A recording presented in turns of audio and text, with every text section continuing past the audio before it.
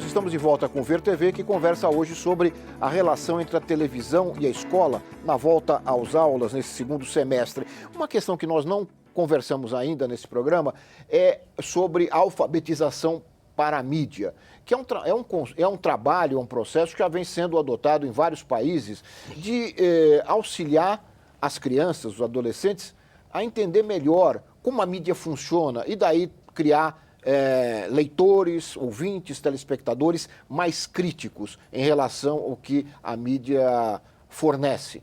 Como é que vocês veem esse processo? Como é que nós estamos no Brasil? Quais são os passos que a gente está dando nesse sentido? Eu acho que nós temos avanço, mas a gente tem muito ainda para fazer. E, sobretudo, mostrar que diferentes mídias, a televisão, têm diferentes linguagens. Claro. Né? Então, o professor precisa entender, compreender mesmo como que isso funciona, ele mesmo se criticar e buscar envolver. Olha, se tem dois conceitos fundamentais, a sedução e o envolvimento. Quando eu estou seduzido e envolvido, eu aprendo. Eu busco aprender mais. Então, essa alfabetização para mídias, ela precisa estar baseada na busca do conhecimento, mas, sobretudo, como criativamente e criticamente eu seduzo e eu envolvo. Quando eu estou envolvida, as condições de aprendizagem estão criadas. São muito melhores, exatamente. Bom, essa questão que é fundamental, porque nós precisamos de... isso tem uma relação com o que eu falei lá no início, né? Quanto mais maduro o interlocutor, o jovem em processo de aprendizagem, mais autônomo ele deve ser ou deve ir se tornando na leitura dos conteúdos que lhes são trazidos por meio da televisão, ou da internet, ou do jornal, por meio da mídia de modo geral. A formação para essa postura crítica diante da mídia, sem dúvida nenhuma, ela compete ao professor quando a criança, o jovem é mais jovem, quando ele, né, nos anos iniciais de escolarização. O que nos remete às faculdades de educação. Nós precisamos fazer com que as faculdades de educação do Brasil, o Centro de Formação de Professores do Brasil, percebam, de fato, que a mídia existe, que ela está aí, porque raros são os programas, os currículos de formação de professores no nosso país que preparam os professores Isso é importante. para esse papel. Não é? Que tem disciplinas voltadas para isso. E que também tem situações educativas que são exemplares. Não é? Então, por exemplo, a gente fala muito em tecnologias na educação, informática, não é? Mas poucos programas de formação de professores no Brasil utilizam maciçamente essas tecnologias. Porque mesmo que eles não tenham uma disciplina específica, o fato das tecnologias estarem sendo usadas pelos seus professores lhes serve de exemplo. Né? Então, nós precisamos começar pelos programas de formação de professores, né? Que precisam inserir esse componente na formação dos professores que estarão em exercício futuramente. Eu queria voltar a uma questão que foi levantada, você levantou no bloco anterior, a questão da pergunta, da importância do ensinar a perguntar. E, nesse sentido, nós selecionamos um trecho de um programa, de uma série, né, da TV Escola, que é justamente uma pergunta, né, Érico? Chama De Onde Vem? A Kika faz muito sucesso nessa área. Faz sucesso. E nós selecionamos, de onde vem várias coisas, né? Isso. De onde vem isso, de onde vem aquilo? De onde vem o fósforo, de onde vem o foguete, de onde vem a televisão. Então vamos ver de onde vem a televisão. De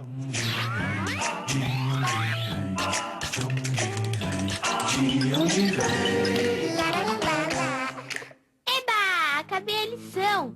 Vou ver televisão. Mãe, cadê a TV? A televisão pifou, Kikinha. Que tragédia! Surpresa! Papai, minha TV querida voltou! Ué, mas por falar nisso, de onde veio a TV? Do concerto, Kikinha. Ninguém entende as minhas perguntas.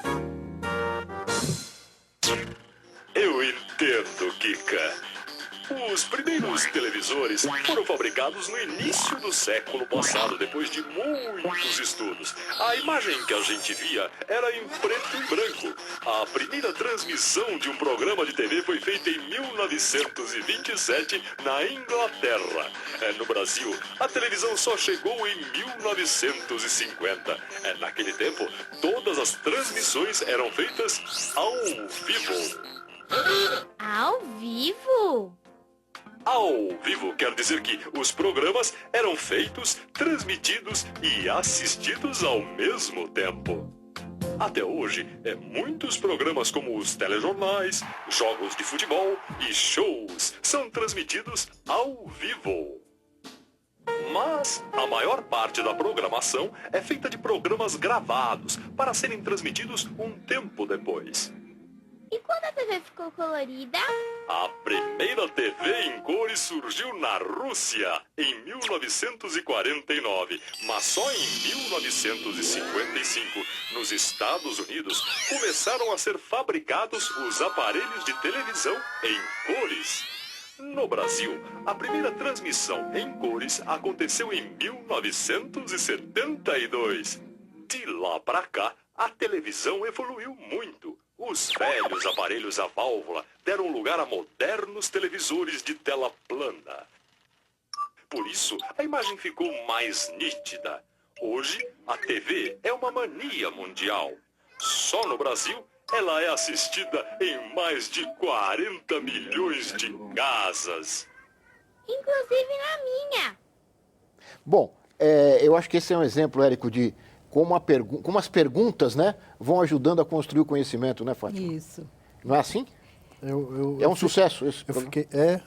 Incrivelmente, até a Kika, ela tem uns 10 anos de existência e volta e meia ainda pedem, passar de novo, tem que passar de novo a Kika. Ela funciona bem. A Kika é a personagem, mas quem produziu foi o Kiko, do Peixonautas, é isso? A mesma equipe que produziu o Peixonautas é a que produziu anteriormente a Kika. Uhum. É assim que se faz, Fátima? Essas perguntas constantes? Essa primeira pergunta dá para puxar muitas outras a partir do vídeo mesmo. Uhum. Por exemplo, por que em alguns países surgiram primeiro e no nosso só agora? É outra boa pergunta. De onde vem a TV educativa? Porque, né? Por exemplo. Outra pergunta. A TV, a história da TV tem a ver nesse país e nos outros, mas nesse, com a história do rádio, né? Qual a grande mudança do rádio para a TV, não é? Porque falou lá da válvula, né? As antigas televisão a válvula. Acho que a Kika vai ter um problema de entender o que é televisão a válvula. Mas, em todo caso, as outras crianças também, né? Mas a TV plana, ela sabe. E a própria TV da Kika não é igual à plana, né? Então, isso são diferenças de conceituais, históricas, culturais, sociais, que embasam o conhecimento. O conhecimento é histórico-social.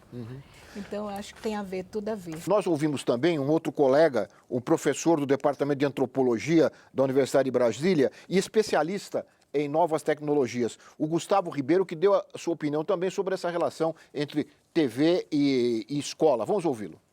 Nós somos gerações muito voltadas para o audiovisual e tudo aquilo que concorre, que soma para que os estudantes aprendam é bem-vindo.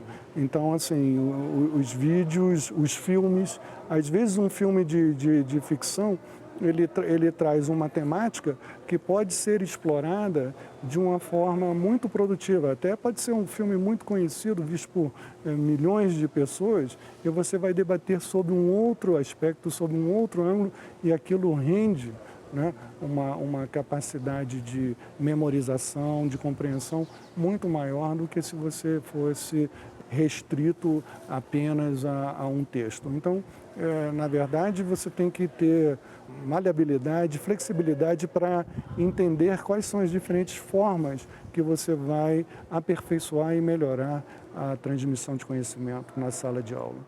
Sem dúvida alguma, o impacto audiovisual para memorização, né, para novas perguntas, é importantíssimo, né? É sedutor. É sedutor, é Não é? sedutor. E ajuda a fixar mais também, né? Claro, é isso que o professor disse. Quer dizer, você É. tem aquela imagem, fica a imagem gravada, não é? Às vezes inesquecível. E associa com conhecimentos anteriores também, né? Nesse sentido, a televisão, como toda tecnologia, ela pode funcionar como uma extensão das capacidades humanas. Então, por exemplo, propondo associações que não foram pensadas, ou levando a lugares que não podem ser visitados facilmente, ou auxiliando na retenção de determinados conhecimentos, na apresentação de perspectivas diferentes de determinados conhecimentos, vendo o que a gente não vê facilmente, imediatamente, né? Então, a tecnologia tem esse papel de extensão das possibilidades humanas. E a televisão exerce isso muito bem, por ser uma tecnologia muito prática, de fácil acesso, né? Às vezes fácil demais. Então, o Érico estava lembrando aqui no intervalo, a partir da lembrança, né, da história da Fátima, da história do rádio que a gente mostrou naquele trecho da série da TV Escola, a origem, né, dessa ideia, no Brasil pelo menos, de que o rádio e depois a TV tem essa importante tarefa também de educar. Né? E aí nós lembramos da figura de Roquete Pinto. Está na origem da TV Escola. Ele é um patrono, dá para dizer assim, Sim. porque a TV Escola ela está no Ministério da Educação com uma missão mesma da Rádio MEC, quando ele doou para o Ministério da Educação a Rádio Sociedade do Rio de Janeiro, para que fosse feita a educação do povo brasileiro, era com esse objetivo, de colocar uma tecnologia, a da época, né, a vanguarda da época era o rádio, a serviço de educar o povo brasileiro. Então, é uma outra tecnologia e a expansão dessa chega na TV do Rio de Janeiro, da antiga Fundação Roquete Pinto, que ainda está ligada à TV Pública Brasileira, né, a TV Brasil, cuida da Roquete Pinto até hoje, e quem faz a TV Escola até hoje é a Roquete Pinto, lá no Rio de Janeiro. Bom, do passado para o futuro, qual é o futuro dessa relação? O futuro, muito otimismo. Ótimo, que bom. E não só a TV, mas a integração de vários recursos, de vários meios, de várias mídias. E desafios. Eu acho que o nosso futuro é enfrentar desafio e criar novos. Essa tecnologia é um desafio. O crescimento e a ampliação das tecnologias é sempre um desafio. Assim como as respostas educativas que a gente tem que dar a diferentes necessidades educativas. Vocês não ficam preocupados, às vezes, com certas pessoas e grupos que dão muita ênfase, que a tecnologia vai resolver tudo? Ela não existe por ela mesma. Nós que damos sentido à tecnologia. Mas, às vezes, ela é superdimensionada, não é não? É super dimensionada e usada equivocadamente, eu diria. Ela tem que ser bem controlada, é isso? Ela tem que ser bem trabalhada, bem trabalhada. É fazer presente, mas presente por quê, quando, como, e sempre levantando perguntas e suscitando respostas. As tecnologias sempre foram meio, né? Nunca foram fim, né? São ferramentas meio para se chegar aos objetivos que são humanos. Com certeza. Né? Aqui no contexto brasileiro, tendo em vista o nosso gigantismo, tudo é muito superlativo, né? A tecnologia acaba sendo necessária para que nós consigamos atingir as metas educativas necessárias para o nosso país. Mas, ainda assim, elas não podem ser protagonistas das relações educativas. Né? Nós temos a atribuição de sentidos é inerente ao ser humano, aos professores e aos alunos que estão ali conduzindo as relações educativas. E é muito bom também trazer para o diálogo a história da tecnologia, a natureza da tecnologia. Por que o homem inventou tecnologia? Né? Qual foi a ideia, o que está por trás? Que necessidade? Como é que ele passou a se relacionar com a natureza, né? Através da tecnologia. E, no fundo, ele é uma parte da natureza, claro. né? Nós somos parte da natureza. Está aí um desafio para um próximo programa, para um próximo Ver TV. Quero agradecer muito ao Érico, à Fátima, ao Gilberto por terem participado dessa nossa conversa. Eu espero que o telespectador tenha recebido informações importantes, inclusive para o cotidiano, com a relação com a escola, com as crianças. Eu acho que essa é um pouco a nossa tarefa aqui também no Ver TV. Muito obrigado a você também que nos acompanhou em casa. Eu quero lembrar que todos podem mandar sugestões, críticas e comentários para o nosso endereço eletrônico vertv@tvbrasil.org.br ou ainda nos acompanhando pelo Twitter, @programa VerTV. Muito obrigado e até a semana que vem com mais um VerTV, um programa para quem gosta de televisão. Até lá!